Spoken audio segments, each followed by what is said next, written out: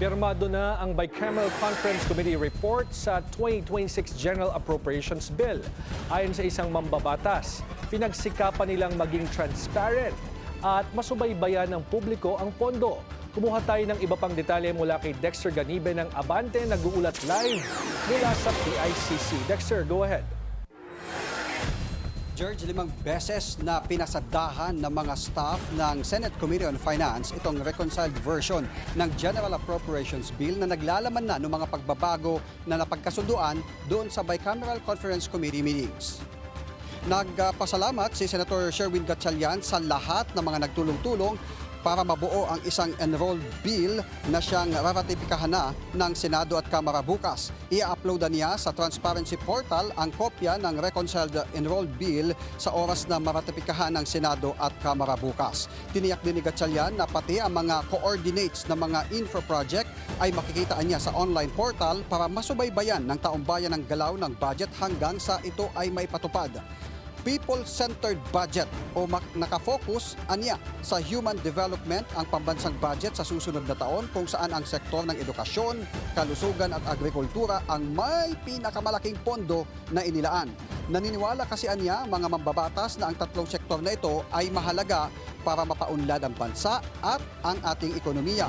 Ito rin ang pinakaunang pagkakataon na pagkalipas na ng Pasko ang paglalagda sa isang BICAM report. Gusto niya nilang maibalik ang tiwala ng taong bayan sa pamahalaan kaya naging mabusisi ang paghimay sa pambansang budget. George, kanina sa ambos interview sa pagkatapos malagdaan itong BICAM report na sinasabi sa atin na nasa halos 200 pages, sinabi ni Senator Gatchalian na kahit hindi naka-attend dito physically yung 7 iba pang senador dahil 11 silang mga conferees ng Senado dito sa BICAM panel, may mga nagpadala naman ng authorization para magamit yung kanilang mga electronic signature upang mailakip doon sa BICAM report. Sabi ni Gatchalian na walaan niya sa 11 conference ng Senado ang hindi pipirma dito sa BICAM report. Kabilang na dyan si Senator Bato de la Rosa na ilang linggo na rin o ilang buwan nang hindi sumisipot pa sa Senado. Present dito sa PICC para sa paglagda kanina, kasama ni Senator Gatchalian, sina Senators Loren Legarda, Kiko Pangilinan at JB Ejercito. Nakapagpadala naman ng kanilang authorization para sa kanilang electronic signatures sina Pia Cayetano, Mark Villar at Erwin Tulfo.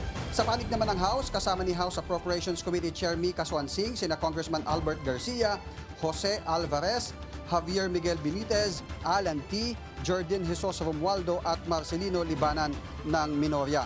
Sabi ni Gatchalian, kasama sa probisyon ng reconciled GAB ang safeguards o itong tinawag na anti-EPAL provisions para sa distribution ng cash ayuda kung saan aalisin na niya ang mga guarantee letter at hindi na maaring sumama pa ang sino mang politiko sa mga cash aid distribution sa susunod na taon. Yung mga infra projects naman niya kasama sa safeguards doon, itong kabilang dyan yung mga farm-to-market roads ay kumpleto na sa mga coordinate. So, nasa halos 200 pages itong BICAM report. Habang kanina ay pinasilip na rin sa media yung kopya ng magiging enrolled bill na siyang raratipikahan bukas at siya namang lalagdaan ng Pangulo na nakatakda sa January 5, 2026. Tiwala sina Senator Gatchalian at si House Appropriations Committee Chair Mika Swansing na walang itulak kabigin ang Pangulo o walang maibabasura o tiwala sila na walang mabivito na probisyon dito sa kanilang panukalang 2026 national budget. George? Aabangan natin yan, Dexter, kasi sabi kanina ni Secretary Yusek Claire Castro, bubusisiin ding mabuti ng Pangulo itong General Appropriations Bill na darating nga sa kanyang mesa bukas. Maraming salamat. Dexter Ganibe, nag-uulat live mula sa PICC.